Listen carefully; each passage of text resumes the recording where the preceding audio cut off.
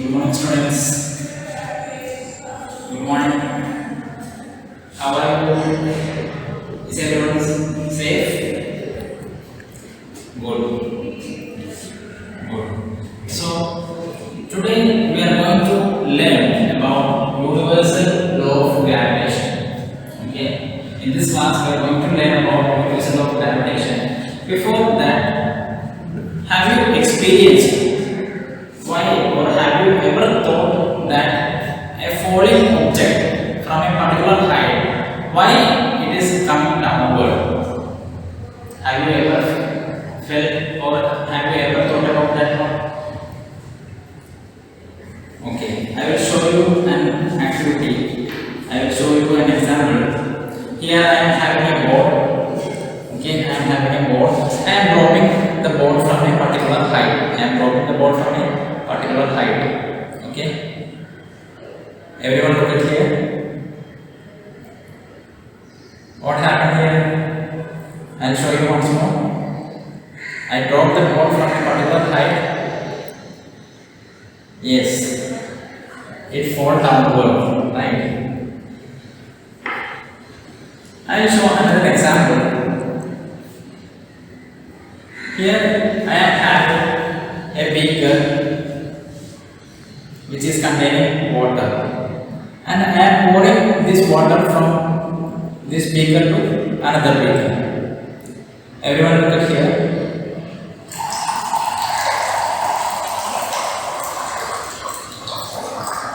What are you observing? Yes, the water is falling downward, right? The water is falling downward. Why is that so? Likewise, you have known the fact that the water force. Everyone watch the water force, right? Yes. So if you see the water force, you can see the water is falling from a particular height to downward, right? Instead of downward, why it is not going upward? Have you ever think like that or thought about it? Why the water is coming downward instead of going up? Likewise, I have shown the board experiment, water experiment, and the water force. Have you ever thought about it? Why the water and stone, everything is coming downward? Yes, very good. It is due to the gravity. It is due to the gravitational force of the earth. This is due to the gravitational force of the earth. So, here in this class, we are going to learn about universal law of gravitation. Okay, universal law of gravitation and factors influencing the gravitation. Clear? So, in order to begin the class, I am going to divide the class into four groups. Okay. The first two benches on the right, they belong to the group A, and the last two benches on the right belongs to the group B, and on the left, from the left, first two belongs to group C, and the last two belongs to group D. Okay. So I am dividing the group class into four groups. Clear? So I have divided the class into four groups A, B, C, and D. Okay, clear? So we shall begin the class. In order to begin, I am going to show a demonstration. I am going to show an experiment. Here I am having a spring balance. See, look at here. On the spring balance, there is a grams written on here, and there are few reading points are there, and there is a hook on the spring balance. There is a spring attached on the spring balance, and there is a reading scale. Reading scale is there. Okay, this is the apparatus of spring balance. Clear? The spring balance is used to measure mass. Okay. And I am having two stones. Here. Everyone can see two stones. Which is the highest stone or large stone here? This one or this one? Yes, this is the large stone and this is the smallest stone. Right? And they are having different shape and different size, right? Why we are saying this is small and this is large? This stone is large and this stone is small. Can anyone tell me why we are saying that this is small and this is large? Anyone? Yes, Rahul, correct. So this is having large mass and this is having less mass. So we can say the matter contained in this stone, the large stone, the amount of matter is very much larger when compared to the smaller stone. Clear? So I am going to show you an experiment in which a small stone is going to attach on the hook of this spring balance. So have you noticed the reading of the spring balance? Have you noticed? It is 25 grams. It is 25. The reading is showing 25 and on the unit is grams. So 25 grams is the mass of the stone attached to the spring balance. Clear? Have you ever thought why the stone is hanging like this? Why it is not going downward? Have you ever thought about it? Okay. So we can see. So here the smallest mass is attached to the spring balance, and the mass of this stone has been identified from the spring balance. Okay, 25 grams of mass is identified, is got from this spring balance.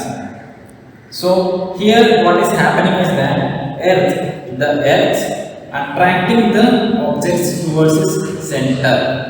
The earth attracting the object towards its center. So the earth is attracting the smaller stone towards its center, but it is not going downward because it is hanging on the spring balance.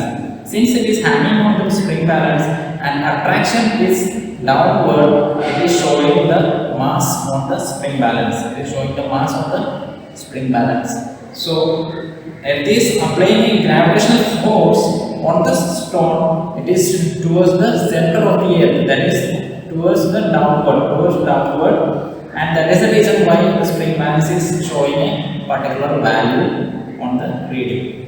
Clear? So this stone is having 25 grams, and I am removing this one, and I am attaching the second stone. I am attaching the second stone. You watch the experiment carefully. What happened here? Yes, the reading has very much higher, and the stone is falling downward, but it is not falling since it is attached on the hook. But here what is happening is that the earth is attracting the stone towards the center of the earth, that is downward, that is giving an attractional force, gravitational force on the stone that is towards the center, but it is not going downward since it is hooked. So due to this reason, the spring balance is showing a certain value, that is 127 grams. Clear? Or it is 127 grams. It is 127 grams showing for this stone. So we have calculated the mass of the stone as 127 grams on this exercise. Clear? So now we can say that earth is attracting the stone towards the center. Due to this reason, the value has changed for these two stones. Am I right? You have observed the experiment, right? Okay. Now I will show you an activity. Here I am having an activity card, which I will show you on the screen as well, so that all class can see the activity card.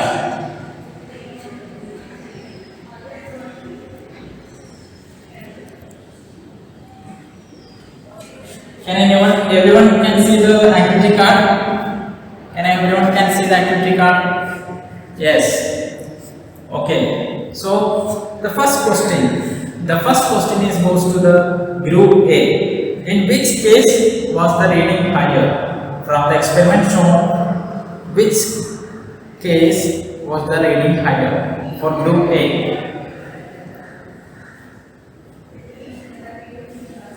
Priya, you can say. Yes, it is for the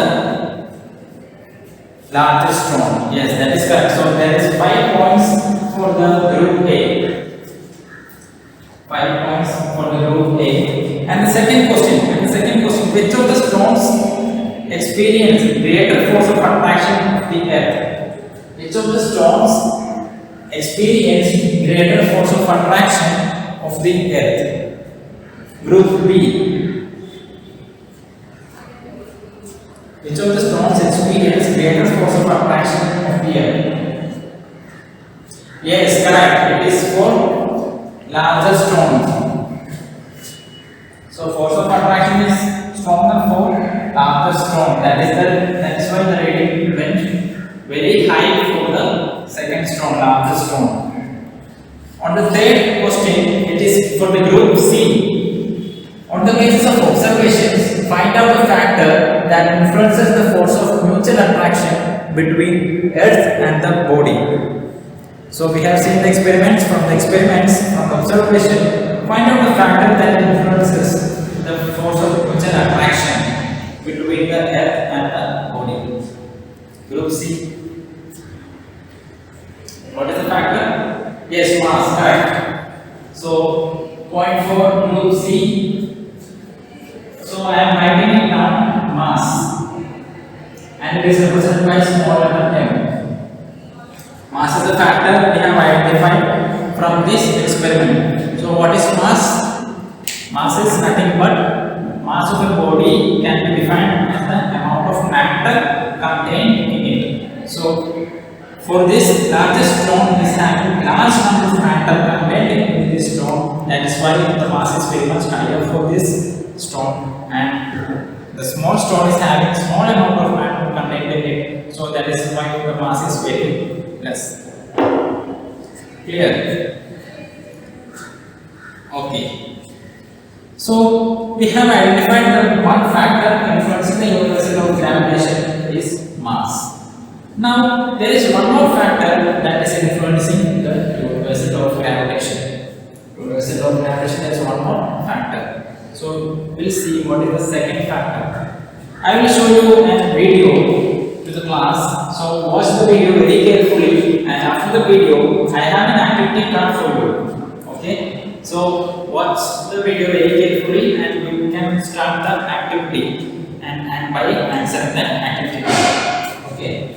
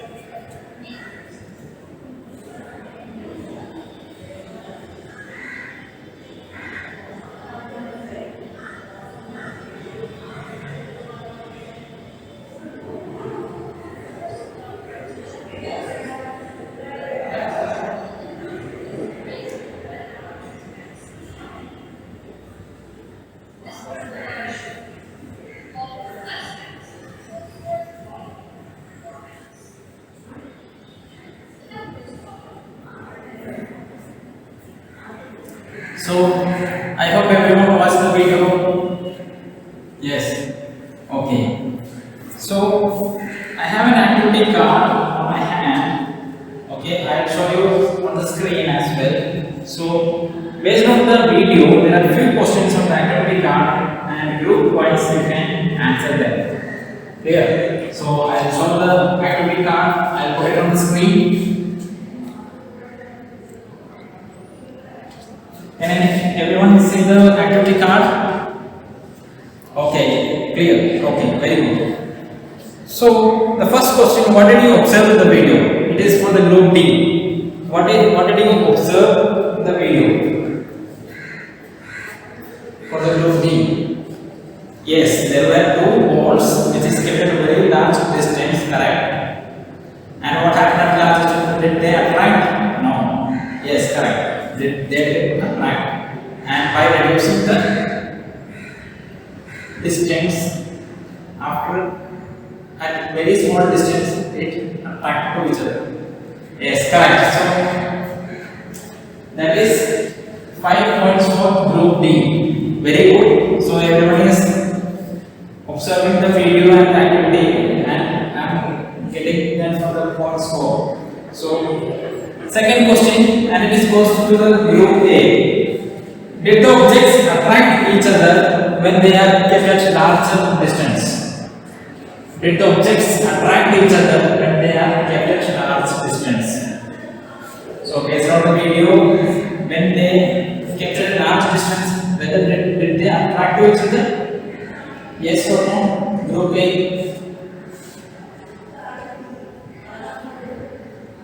Ramesh. Yes. So they did not attract to each other when they kept at large distance. The answer is no. Correct. So they did not attract to each other when they kept at large distance. So that is another point for group A. Next question. Their question goes to the group B. At what point the objects attract each other? At what point the objects attract each other? Group B. At what point the objects attract each other? Kamya. Yes, at a very small distance, correct. So at very small distance they attracted to each other. Very good. And the last question is for the group C. What is the factor that influences the force of gravity? Group C. What is the force? What is the factor that influences the force of gravity? From the group C, can anyone tell me? What is that factor? No? Okay. I am asking the question to group D. What is the factor influencing the force of gravity? Group D. Yes, correct. That is distance between the objects. That is very good. So that is D is having 5 points and C is not having a point. So that is the distance between the objects. Distance between the objects. Distance between the objects, and it is represented by d, small d. So we have understood that the universal law of gravitation is depends on mass and distance between the objects. Clear?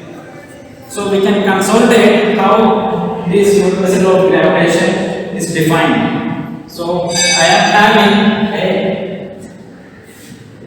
demonstration here. See, look at here. Everyone, about class, can you see?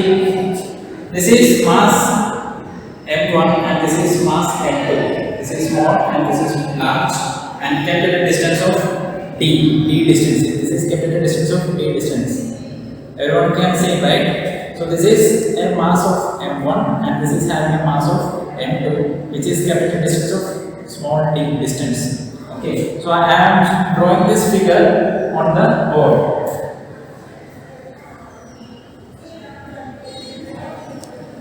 This is m1 and this is m2, and they are kept at a distance of d, and they are kept at a distance of d.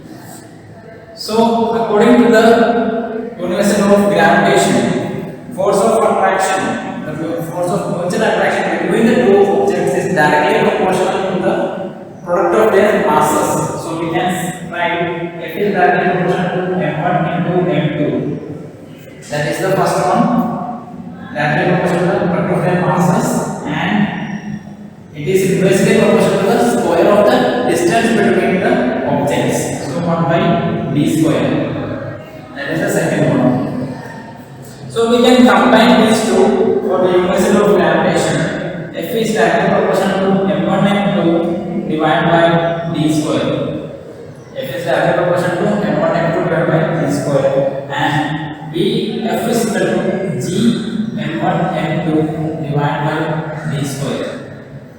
So, according to the universal law of gravitation, we have arrived at F is equal to g m1 m2 divided by d square. Here the g is the universal constant, that is gravitation constant. G is the gravitation constant which is having the value of g is equal to 6.67 into 10 raised to minus 11 Newton meter square per kilogram square. So this is the value of G, universal gravitation constant, which is found out by the Henry Cavendish, a scientist called Henry Cavendish, which formulated the gravitation constant through his experiments. Okay, so this is the universal law of gravitation, which states that the force of mutual attraction between the objects is directly proportional to the product of their masses and inversely proportional to the square of the distance between the objects. That is the universal law of gravitation, and it is formulated by Sir Isaac Newton. It is formulated by the Sir Isaac Newton. He arrived this universal law of gravitation from three scientists, and observation from three scientists, that is Tycho Brahe, Kepler, Galileo, and other scientists. From this observation, Sir Isaac Newton has formulated universal law of gravitation, and this F is equal to g m1 m2 divided by d square. Clear? Okay. So in this class we have studied about universal law of gravitation, the factors influencing the universal law of gravitation. Okay, and the equation for that universal law of gravitation. I hope everyone is clear. Yes. Good. So write down the activity. Define universal law of gravitation. Define universal law of gravitation.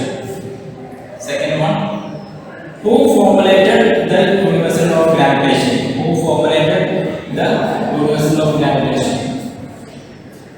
Here, there's an activity assignment for you. Write it down. From your daily life, now list down the situations where you can experience universal law of gravitation. Note down in your science diary. Clear?